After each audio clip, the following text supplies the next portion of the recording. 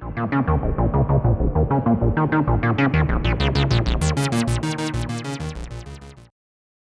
this episode, we'll be checking out RabbitMQ, which is a very popular open source messaging broker. You can think of this episode sort of as a crash course on the topic. By the way, RabbitMQ or Rabbit Messaging Queue is also referred to as just Rabbit, so I'll be using these terms interchangeably throughout this episode. I thought it might be cool to check out this topic because many companies are using this technology behind the scenes. Chances are you even visited a website today running RabbitMQ without even knowing it. This topic sort of straddles the middle between development and operations, in that you might have developers using this system, but you'll typically have operations folks supporting it. So it's useful sort of for both groups to know about this. Let's set the landscape for this episode by walking through a few problem scenarios, sort of to show you some latency and infrastructure scaling issues that you might run into, and then help explain how RabbitMQ might be able to help solve them. Here's an example architecture diagram for a website hosted in the cloud.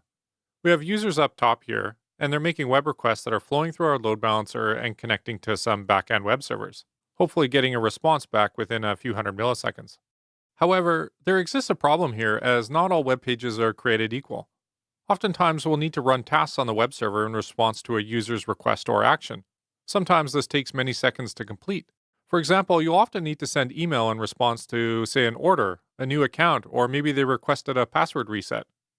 What about updating someone's comment karma profile count, where we need to process all of their comments? Or maybe we're processing user video uploads and we need to transcode something. How about calculating comment counts across a whole slew of users and checking for spam? Finally, what about if we need to fetch an external URL or API or something like that? These are all examples of things that maybe we could do offline or in the background, because if we do it in line with the user's request, it can make your website appear very sluggish and slow. I consider a user request a very time-sensitive thing, and strive to remove any non-essential code that might slow this critical path down. For example, I'm sure you'd be pretty ticked off if every time you were on Reddit and reloaded a page it took 30 seconds to load. What about booking a hotel or a flight somewhere? Generally, you want websites to be very fast, and you might go somewhere else if they're slow. So how do we do this type of stuff without making our website feel slow? Well, one way is to have a background work queue where we can have our web tier pass off these non-critical tasks to a background processing system rather than making a user wait around. The tasks are still important and need to be done, but they don't need to necessarily be blocking a user request. This task handoff often happens through a message broker like RabbitMQ. You've probably even seen this pattern yourself while doing online shopping. You placed an order somewhere and the page returns saying, "Hey, your order's complete, and here's a summary." And then a few moments later, you get a confirmation email. Oftentimes, this will be processed via a deferred task like this behind the scenes. This generally leads to a much better user experience too. But don't just take my word for it, let me prove it to you. Here's a few reference links about how companies like Instagram, Reddit, and Slack are using message queues behind the scenes to implement this worker queue pattern. This talk by a backend engineer at Instagram is really good, and it mentions how they're using RabbitMQ for tons of this type of stuff. You can sort of imagine all the image processing, comment counting, spam detection, notifications, etc. that they'd have to deal with. Next up, there's Reddit, and they mention how they build out comment threads using these backend message queues. They also count users' karma by looking through all their comments. Tons of spam checkings happening this way in the background too. Almost all these events are triggered by users as they interact with the site, but it still feels speedy because they're deferring all these tasks to a message pool. Here's another link by Reddit to a blog post where they sort of walk through a message queue war story about one of their April Fool's events. Next up, we have Slack. They're not actually using RabbitMQ, but they walk through how they're using Redis to build a message queue. However, it's a pretty interesting talk where they go into detail about how when you post a website link in chat, behind the scenes, a message is passed to this worker queue where it goes and fetches that website, gets a summary of it, generates a thumbnail, and then it posts that summary back into the chat all within a few milliseconds. It's pretty cool. So if you're interested about this type of stuff, I'd highly recommend checking out these links as it sort of paints a broader picture of the topic. Slack also has a pretty detailed blog post about their setup too. The technology barrier for doing this type of stuff is actually pretty low, and you don't have to be a big guy to do this type of stuff, as I'll show you in the demos later. Alright, hopefully I've convinced you this is at least sort of cool. Chances are you're not going to be running into this type of stuff on a daily basis, but when you do run into these type of problems, hopefully you'll be reminded of RabbitMQ and that, hey, maybe I can use background worker queues to solve some of my problems. I just wanted to jump back to the website for a minute.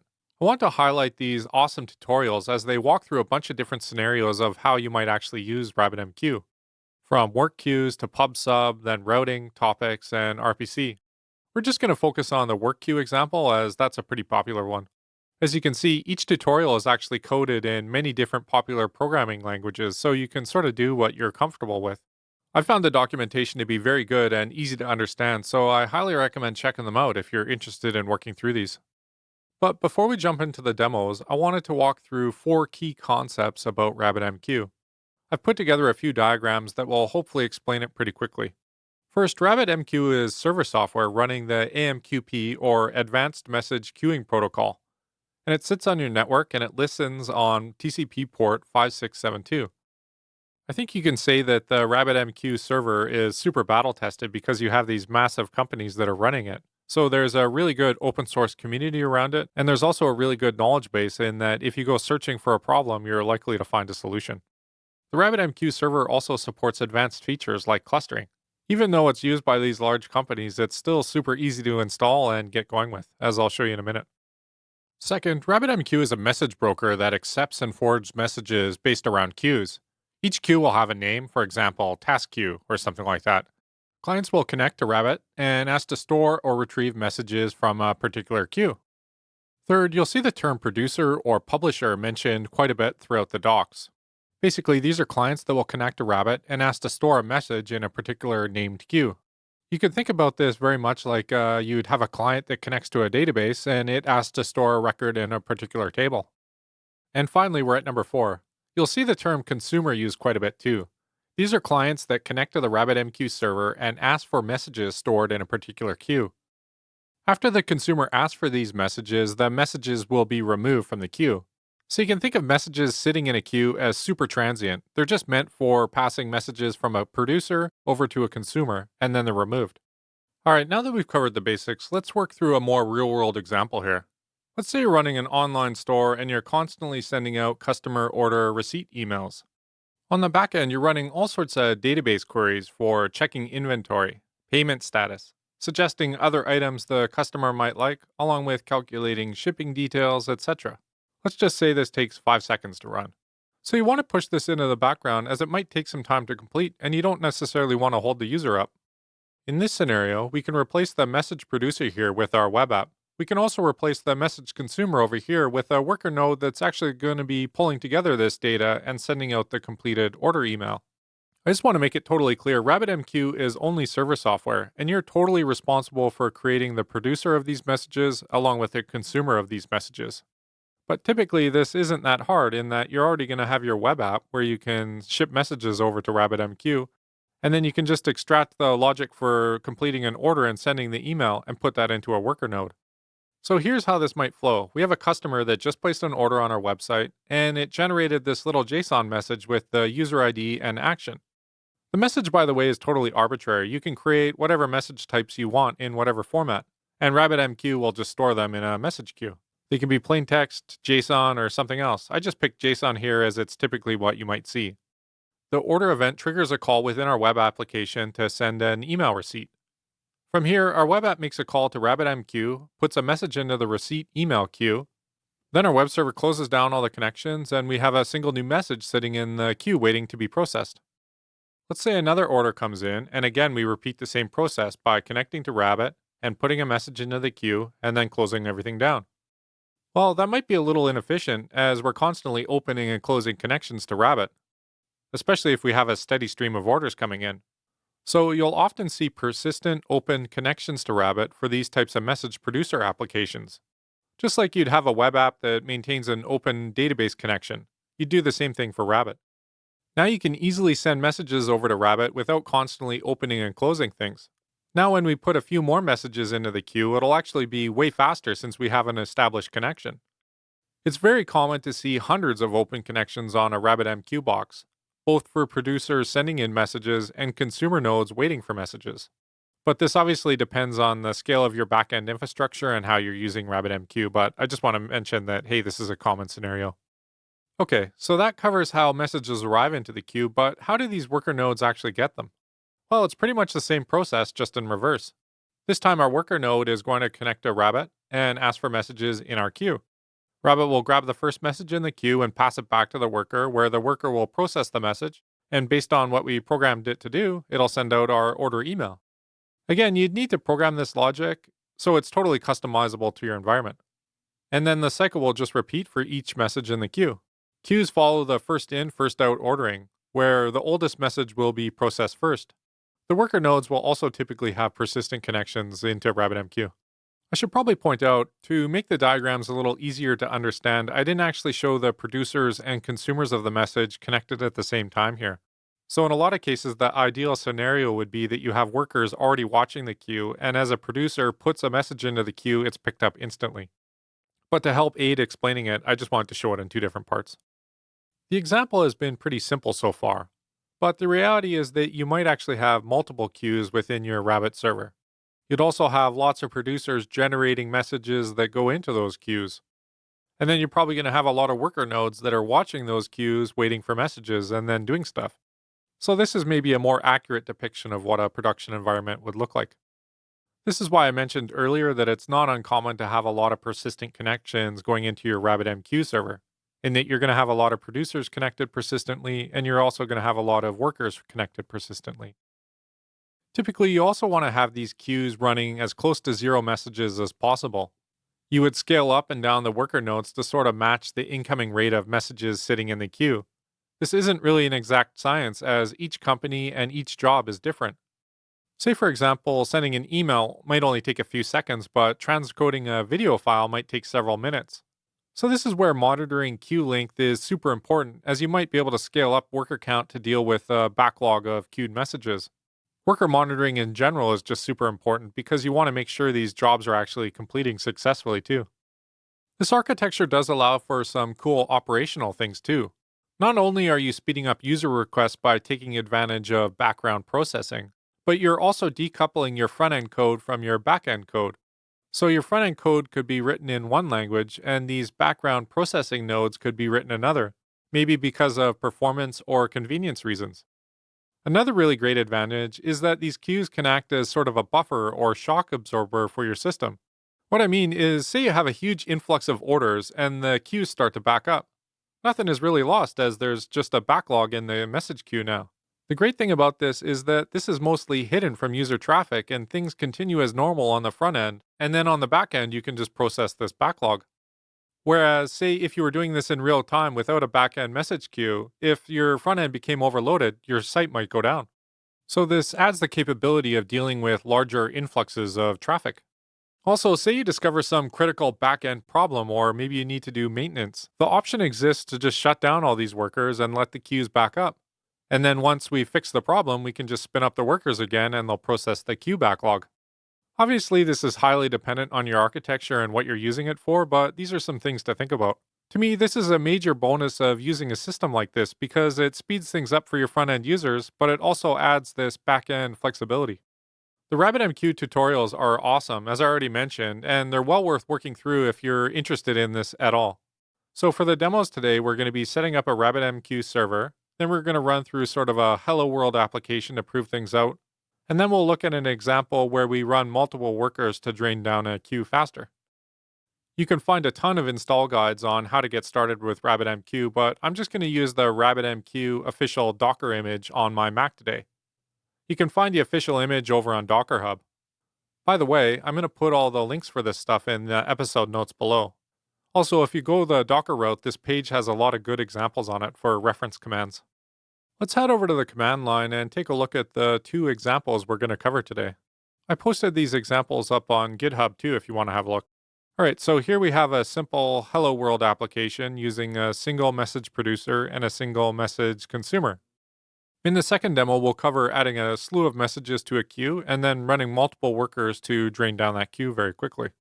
So here's a Docker command that I'm going to be using to fire up our local RabbitMQ server under Docker.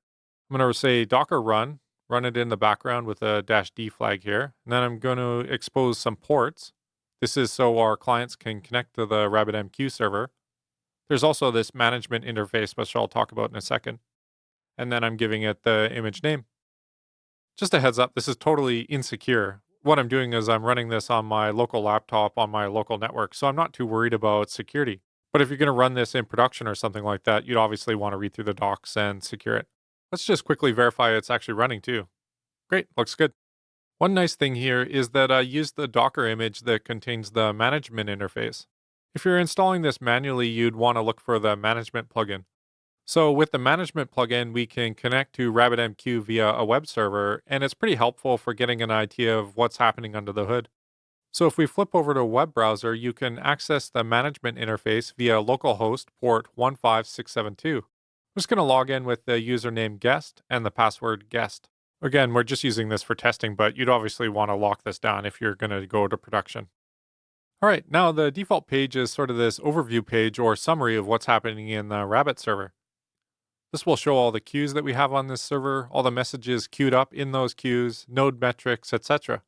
There's also a few tabs where you can sort of drill down into the various areas. This queue tab will actually come in really handy, and we'll use it quite a bit as we send messages over to the server. And that's basically it. Let's jump over to a text editor and check out the example message producer and message consumer clients that we're going to be using today. In the first example directory here, we have two clients. Let's review the producer first. Personally, I chose the Go programming client since that's what I've been using lately, but there's tons of examples up on the site, so you can use pretty much whatever you're familiar with. The client is pretty straightforward. First, we connect to the RabbitMQ server. We open a channel, and then we define a queue. In this case, I'm calling it task queue. Next, we define a message we want to put into that queue. In this case, hello world. Finally, we publish or push this hello world message into that queue. That's it, pretty simple. If this were our web server sending over the message, we might want to encode the message in, say, JSON or something like that, where we could pass additional information in sort of key value format, so that when this worker picks up the job, it can parse this message and sort of know what it needs to do. But in this example, the hello world message here serves as a great proof of concept. Next, let's check out the message consumer, or what our worker nodes might be running. Here we follow a very similar pattern. We connect to the Rabbit server, open a channel, and define the queue again. You don't need to necessarily define the queue as it already exists, but this is a non-destructive thing, in that you can define it over and over. It's almost like a safety measure to make sure that the queue exists so that we can read messages from it. Finally, we say we want to consume messages from the queue in a loop forever. And that's basically it. We're going to ask for a message, we're going to do something with it, in our case print it out, and then we're going to move on to the next message, and we'll do this forever in a loop. So let's jump over to the command line again and run through this example. In the top panel here, I'm sitting in the examples directory. Let's just go into the first example. And then into the producer directory. And then let's run our producer client. All right, that's it. We just sent a hello world message into the RabbitMQ server on that task queue. Let's jump over to our web browser and that management interface and verify it actually worked. Cool, so you can see our graph is already updated and we have one message total. There's not much else to see on this page, so let's switch over to the queues tab. Great, so you can see we have our task queue defined here, and there's one message ready. Let's click in there. This is pretty much the same information that we've seen before, but I find it useful to look at this and sort of get a sense of what's happening as messages are flowing through the queues. You can also publish messages into the queue manually if you wanted to, too. One cool thing is that you can grab messages out of the queue just for debugging right here in the UI. This is also non-destructive if you use this option here, as it'll put the message back into the queue. All right, so let's get a message. Great, so we got one message and you can see the payload is hello world, so it worked. Just for fun, let's add another message into the queue too. Let's say testing 1, 2, 3 and publish it. Great, so now we should have two messages in the queue. Just to recap, this basically covers the core concept that we chatted about earlier on creating a client or a message producer and having it send messages into the RabbitMQ server. Now that we got that covered, let's figure out the message consumer part of the equation. So back at the console, I'm going to change into our first example's consumer client directory here. All right, let's run it. Great, so it connected to the Rabbit server and pulled down our two messages off the task queue. So let's jump back to the management interface and verify the queue is actually empty now. Great, so you can see our two messages have been consumed and the queue is sitting at 0. You can also see down here we have one consumer or worker node still connected. That's because we never shut it down at the command line. So if a new message were to appear in the queue, it would automatically be consumed by that client. So basically, this proves out the end-to-end workflow for using RabbitMQ. This is pretty basic stuff, but as you can see, we could use this as a very powerful building block for our backend infrastructure. For the second demo, I wanted to show you basically the same setup that we're using in the first example, but running multiple consumer or worker nodes, as it's a little more real world. Let's jump back to the editor and check out the second word list demo. In the producer directory here, I have a text file that contains a list of 3,000 English words. Then in the message producer client, basically what we're doing is we're parsing this file, we're looping over every word, and then I'm pushing those words into the message queue. So we should end up with 3,000 messages in our queue. Then let's hop over to the client code. We're basically doing the same thing we were doing before. We're connecting to the server, and then we're looping over all the messages and printing them out. Let's quickly hop over to the management interface again and just verify there's no messages sitting in the queue. All right, looks like we're good to go. So let's hop back to the command line and set up our second example. In the top directory here, I'm just going to change into the producer directory for our second example. Then I'm going to configure our two consumer worker nodes down here. So let's run our producer app that reads in those 3,000 words and pushes them into the task queue. Perfect, it goes pretty quickly. Let's head back to the web browser and check out that management interface and see what it says. You can see we have 3,000 messages waiting in the task queue now. Let's click in there. You can see our graphs have been updated too. Let's scroll down and grab a few messages out of the queue just to verify it's working as expected. Great, looks like it works since we have a few words that we submitted. So now that we have this working, let's head back to the command line and configure our two consumer clients to read out all those messages. So I'm just going to get both these clients ready, and then we'll try to run them at close to the same time. Then we can watch them processing messages from the queue. So what's happening here is that we have both our clients connected to the Rabbit server, and they're both pulling messages off the queue one by one. And you can see they're sort of alternating here. And we're done. So let's check the management interface and see what that looks like. Great, so you can see our messages have been consumed out of the queue. And you can see some of the message rates here. I just wanted to add a comment about timing here. I actually had to add a 1 millisecond delay to each message that was processed because the clients were going through it too quickly. Let's look at the code for a second. I just added this 1 millisecond delay here because it was going too quickly for the demo. The clients are super fast at processing messages. If we head over to the console, you can also see here that the messages were being processed by both clients. For example, the word zone was consumed by client 2 and youth was consumed by client 1. Pretty cool. So this is sort of the foundation of where you'd build out your backend infrastructure for automating things like order processing, video transcoding, or lots of other stuff that you don't really want to happen while users are waiting around. I just wanted to chat about a few example architectures before we close out this episode. So before I mentioned that companies like Instagram, Reddit, and Slack were using a message queuing service behind the scenes. But you don't have to be a massive company to do something like this. For example, here's a pretty simple architecture where you could spin up a RabbitMQ container and then have a few worker nodes processing jobs. This setup could likely easily fit into an existing architecture if you're already running containers. I highly recommend checking out episode 56 on container orchestration if you haven't already.